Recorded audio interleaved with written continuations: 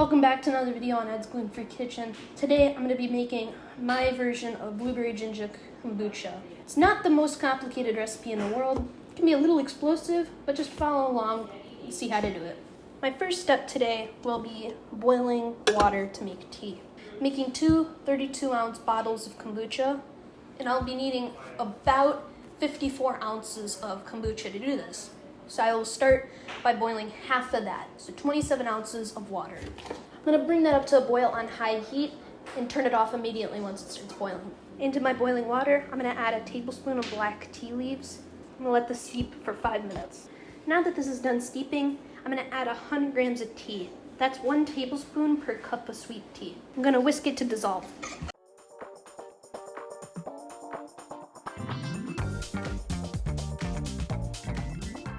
Now I added 32 ounces of water. I used some ice water to help cool us down and stir to cool.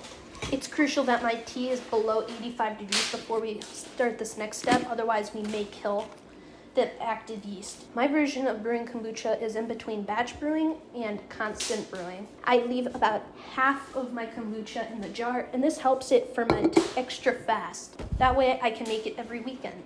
I put a filter in to my jar. I already have a SCOBY and about 8 ounces of starter tea. And now I'll just pour in my tea. Now I'm gonna let this ferment. It takes me about a week to 3 weeks long. I do use a heating mat to speed this up. This tea is the fresh. We just started it. And this is about a week later. It gets more clear and brighter in color.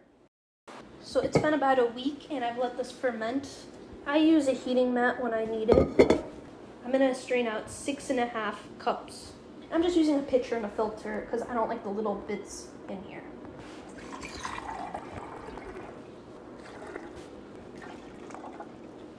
My next step will obviously be adding my ginger juice and my blueberry juice. The blueberry juice, I just used a juicer and I ran my already defrosted blueberries through it. I find that freezing helps break down the pectin. And for the ginger, I just ran it through the juicer.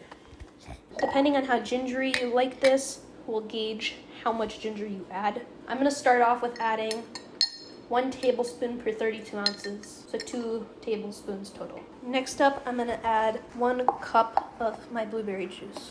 Use a whisk to incorporate it. A benefit to using a pitcher is I can pour out a little to taste it. I'm good on flavor, so I'm going to add another half a cup of my kombucha to bring it up to 64 ounces. Last up, we're going to pour this into our secondary fermentation vessels. If you don't want to make this carbonated, you can just leave it like this with a filter on top. Now our final step will be fermenting these for another 3 to 7 days. I burp it every day because gas builds up from the carbon dioxide. This is one of my favorite drinks. Hope you enjoy the recipe. Comments down any questions below, recipes below. See you next time.